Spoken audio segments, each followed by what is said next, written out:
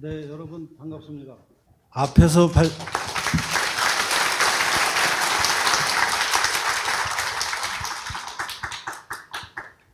발표하신 분들은 다 일본말들을 잘하셔서 심지어 미국 분까지 일본말로 하셔서 저는 일본말을 잘 못해서 잘 못 알아듣고 굉장히 힘들었습니다. 제 발표문이 좀 긴데요. 그 준비된 원고는 다 읽을 수가 없습니다. 도저히 시간이 지금 20분이 허락이 돼 있어서 거기다가 통역까지 해야 돼서 제가 중요한 것만 이렇게 말씀드리면서 빨리빨리 발표하도록 하겠습니다. 제 발표문 중에 제일 첫 페이지가 제일 중요합니다. 그 첫 페이지에 보면은 제가 먼저 간단한 배경을 설명을 드리면 제가 2020년에 연세대학교 교수를 정년 퇴직했습니다. 정년하기 1년 전에 1919년 9월에 제가 연세대학에서 강의하다가 강의한 내용이 문제가 돼서 검찰이 기소를 해서 징역 1년 6개월 구형을 했습니다. 근데 그 내용이 위안부에 관해서 한국에서 보통 알려져 있는 내용하고 다른 학술적으로 연구가 최근에 된 그 내용들을 제가 강의실에서 얘기를 했는데 그것을 녹음한 학생이 그 자료를 언론에다가 주고 검찰에다가 주고 해서 제가 기소가 돼서 징역 1년 6개월 구형을 받았습니다. 기소된 지 4년 만에 올해 1월 달에 1심 재판 결과가 나왔습니다. 다행히 1심 판결 결과가 대부분 무죄가 되고 한 가지 조금 이따가 설명드릴 한 가지 부분에서 벌금 200만 원이 나왔습니다. 네, 그래서 그 문제하고 관련된 상황을 좀 정리해 드리고 또 2심 재판에서 제가 어떤 주장을 하고 있는지 설명드리도록 하겠습니다. 제 발표문 첫 페이지를 한번 보십시오. 제일 첫 번째 단락의 제목이 검찰의 공소사실과 1심 판결의 요지라고 되어 있습니다. 저한테 범죄라고 검찰이 주장한 부분은 세 가지로 구성되어 있는데요. A, B, C입니다. 일본군 위안부, 첫 번째 A입니다. 일본군 위안부는 매춘의 일종이라는 제가 말한 내용이 허위 사실이기 때문에 위안부의 명예를 훼손했다가 저의 죄목이었습니다. 이 부분은 무죄가 나왔습니다. 근데 무죄가 나온 이유가 허위 사실이 아니고 진실, 사실이라고 인정해 준 것은 아니고 허위 사실일 수도 있지만 학문의 자유로 보장해 줄 수 있다라는 이유로 무죄를 줬습니다. 그 다음에 B를 우선 건너뛰고요. C부터 말씀드리겠습니다. C 세 번째 저를 유죄로 주장한 것은 한국정신대문제대책협의회, 줄여서 정대협이라는 단체가 2014년 위헌정당으로 심판을 받은 통합진보당이라는 당이 있는데요. 서울에. 그 통합진보당의 간부들하고 정대협의 간부들하고 겹친다라는 얘기를 한 것이 명예훼손이라고 검찰이 저를 기소했었습니다. 참고로 말씀드리면 통합진보당은 북한을 추종하는 정당이라 대한민국 헌법의 위헌 정당이라고 결정을 했습니다. 헌법재판소에서. 그래서 C 부분도 무죄가 나왔습니다. 제가 주장한 게 틀린 말이 아니라서 이것은 사실에 부합한다고 해서 무죄가 나왔습니다. 마지막으로 벌금 200만 원 유죄 판결이 난 B 부분을 설명드리겠습니다. 한국정신대문제대책협의회가 일본군 위안부 피해자들을 교육해서 그들로 하여금 허위 증언을 하게 했다라는 발언을 제가 해서 허위 사실을 말한 것이고 그것이 죄가 된다고 검찰이 기소했는데 벌금 200만 원에 제가 유죄 판결을 받았습니다. 그래서 A하고 C 부분은 제가 무죄가 나왔기 때문에 자세한 설명을 안 드리겠습니다. 핵심적인 내용은 위안부는 강제로 끌려간 것이 아니고 돈 벌러 간 것이라는 발언을 제가 강의실에서 한 것이 무죄가 나왔고요. 또 아까 말씀드린 바와 같이 통합진보당의 핵심 간부들하고 정신대문제대책협의회의 핵심 간부들이 서로 겹친다라는 발언도 문제가 되지 않은 것으로, 문제가 될 필요가 없는 것으로 1심 판결을 했습니다. 네, 그래서 문제가 되는 것은 지금 2심 재판에서는 제가 얘기한, 강의실에서 얘기한 것 중에 학생이 질문한 것에 제가 대답을 하면서 정신대 문제 대책 협의회가 위안부 할머니들을 같은 데 모아서 교육을 시켜서 위안부 할머니들의 증언이 지금 바뀌고 있다. 옛날에는 돈 벌러 간 사람들이라는 얘기를 본인들이 하다가 정신대 문제 대책 협의회가 활동을 하고 나서부터 점점 더 강제로 끌려갔다. 연행됐다. 헌병에 의해서 납치됐다. 라는 방향으로 얘기를 하게 됐다라는 제 발언이 지금 현재 문제가 되고 있습니다.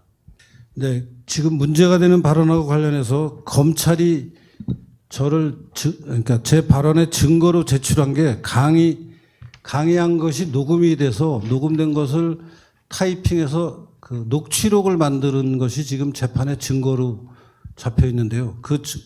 제가 말한 부분하고 관련된 부분이 28페이지 박스 안에 있습니다. 28페이지 그 박스 안을 보시면은 학생이 질문을 하고 제가 대답하는 게 그대로 지금 실제 강의실에서 제가 말하고 학생들이 질문하고 제가 말한 것이 그대로 지금 나와 있는데요. 거기 중간쯤에 보시면은 제가 얘기하는 것으로 정대협이 끼어서 할머니들을 같은 데 다 모아 놓는다. 교육을 시키는 거다. 그래서 그런 말을 하게 만들었다. 라고 제가 얘기했습니다. 그런데 이 말은 허위 사실이 아니고 사실입니다. 그래서 그것을 뒷받침하는 사실들을 제가 그것이 사실이라는 것을 뒷받침하는 자료들을 모은 게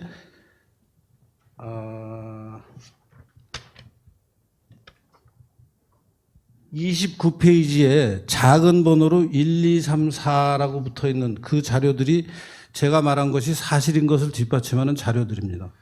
그 첫 번째가 이영훈 교수님이 출판한 반일 종족주의의 내용입니다. 이영훈 교수님 책에서 이런 말을 합니다. 정대협 측 연구자가 기대하는 방향의 강제로 끌려갔다는 대답을 한 결과일 수 있습니다. 라는 결론을 내고 있습니다. 네, 두 번째 제 말을 뒷받침하는 자료는 미디어워치라는 인터넷 신문 기사인데요. 그 기사에 보면은 오직 정대협을 거치면서 일본 헌병에 의한 강제연행 얘기가 추가되고 있을 뿐이다. 정대협 전에는 강제연행 얘기가 없다가 정대협이 끼어서 강제연행을 말하도록 만들었다라는 기사가 있습니다. 세 번째 제 발언을 뒷받침하는 증거는 박유하 교수가 쓴 제국의 위안부라는 책. 박유하 교수도 얼마 전에 무죄 판결을 받았죠. 그 박유하 교수가 쓰기를 끌려갔을 당시에 나이가 점점 어려지고 일본군에 의한 강압적인 정황이 점점 강화되고 있다. 라고 쓰고 있습니다. 핵심은 과거에 있었던 일은 어찌됐건 한 가지 확정이 돼 있는데 계속 말이 바뀌는 것은 누군가가 그렇게 바꾸라고 얘기를 했기 때문에 바꾸는 거라고. 마지막은 2004년 이화여대의 위안부를 주제로 쓴 김정란이라는 사람이 쓴 박사 논문이 있습니다. 이렇게 쓰고 있습니다. 김정란 박사가. 자신의 경험을 있는 그대로 수용하는 사회가 아니라는 판단을 하게 되면 지금까지처럼 침묵하거나 아니면 사회의 기대에 맞게 자신의 경험을 재구성할 수도 있기 때문이다. 사회의 기대에 맞게 자신의 기억을 재구성한다는 말을 바꾼다는 말이죠. 그리고 그 말을 바꾸게 된 이유는 정대협 때문에 그렇게 된 거라는 게 저의 설명이었습니다. 그래서 제가 수업 시간에 학생들에게 설명한 말이 아무런 근거가 없는 말이 아니라 이렇게 앞에서 여러 문헌, 신문 기사나 학술 논문, 학술 서적들이 얘기하고 있는 내용을 전달한 것인데 이것을 허위 사실에 의한 명예훼손이라고 저를 기소해서 그리고 벌금 200만 원을 내야 된다고 해서 제가 한 푼도 낼 수 없다고 지금 다투고 있습니다. 네, 한국 돈 200만 원은 사실 저 있습니다. 그런데 돈이 아까워서가 아니라 억울한 죄를 덮었을 수가 없어서 계속 다툴 겁니다. 그 다음에 31페이지부터 뒤쪽으로 가면요. 이제 다른 제3자가 연구한 것이 아니라 정대협이 직접 위안부들을 교육했다라는 것을 자기들이 만든 생성한 자료로 설명하고 주장하는 것들을 제가 모아놨습니다. 30ページ、31ページ 31페이지. 네, 32페이지 그 노랗게 된 박스 안에 보면은 그 정신대 문제 대책협의회가 출판한 한국 정신대 문제 20년인가 하는 역사책이 있는데요. 그 책에 제가 관련된 부분을 복사해 놓은 것인데 거기 마지막에 보면은 피해자가 자신의 당당한 목소리를 찾고 자신의 언어를 만들어가는 모습이야말로 수요 시위라는 싸움을 이어오면서 생긴 가장 중요한 변화다라고 자기들 책에 써 있습니다.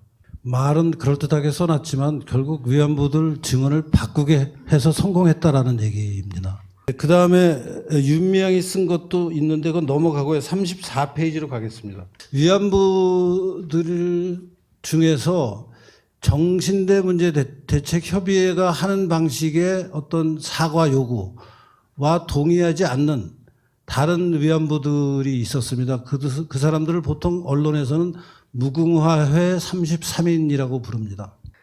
근데 그러니까 정대협이 주장하는 방식의 강제연행을 당했기 때문에 일본 국가가 배상해야 된다라는 주장과 행동 말고 그냥 우리는 돈 벌러 갔는데 고생하고 피해를 봤으니까 보상을 좀 해달라. 그 보상이 국가가 꼭 보상하지 않아도 된다라는 입장을 가진 위안부들이 굉장히 많았습니다. 33분이나 있었습니다.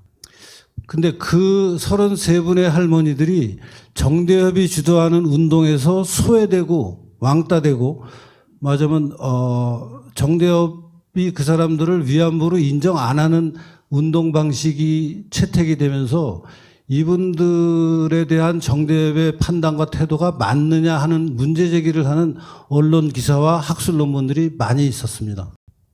그 첫 번째가 34페이지에 중간에 있는 증제 24호 주간조선 기사입니다.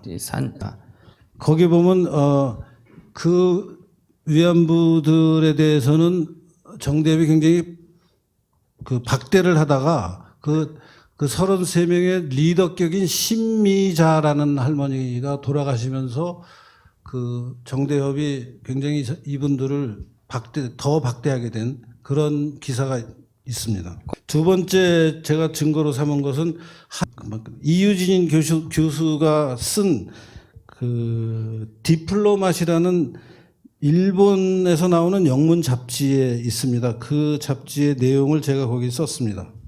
마지막으로 제가 지적하고 싶은 건 오늘 이 자리에 역시 계시는 우리 램지어 교수님이 이번에 출판한 호악스 위안부에 관한 거짓말에 관한 책에 보면은 이런 얘기가 있습니다. 정대협은 대중을 상대로 공개 발언을 하는 위안부들을 통제한다. 이 통제력은 정대협이 위안부들의 집단 생활 및 주거 공간인 쉼터를 운영하고 있기 때문에 가능하다. 정대협이 원하지 않는 발언을 하는 위안부들은 그 공간에 입주할 수 없다. 네, 쉼터라는 위안부들의 그 생활을 도와준다는 생활 공간을 만들어 놓고 그 공간에서 정대협이 자기들이 원하는 대로 따르지 않는 위안부들을 교육하고 심지어는 반대하는 사람들은 그 쉼터에 들어오지도 못하게 하면서 위안부들의 발언을 통제하고 있는 사실을 정확하게 지적하고 계셔서 그것도 제가 재판부에다가 이렇게까지 하는 사람들이 정대협인데 내가 한 말이 왜 허위 사실입니까? 라는 얘기를 했습니다. 마지막 재판부에 제출한 증거 하나만 더 말씀드리고 끝내겠습니다. 한겨레 신문의 기사입니다. 이용수 할머니라는 유명한 위안부가 인터뷰를 하면서 한 말인데요. 그 노란 부분을 보시면요. 시키는 대로 증언을 했는데 이게 지금 이용수가 정대협에 대해서 하는 말입니다. 시키는 대로 증언을 해왔는데 왜 나를 보호해 주지 않냐고 성의원의 서운함을 토로한 적도 있다. 네, 제가 말한 게 허위사실이 하나도 없습니다. 감사합니다.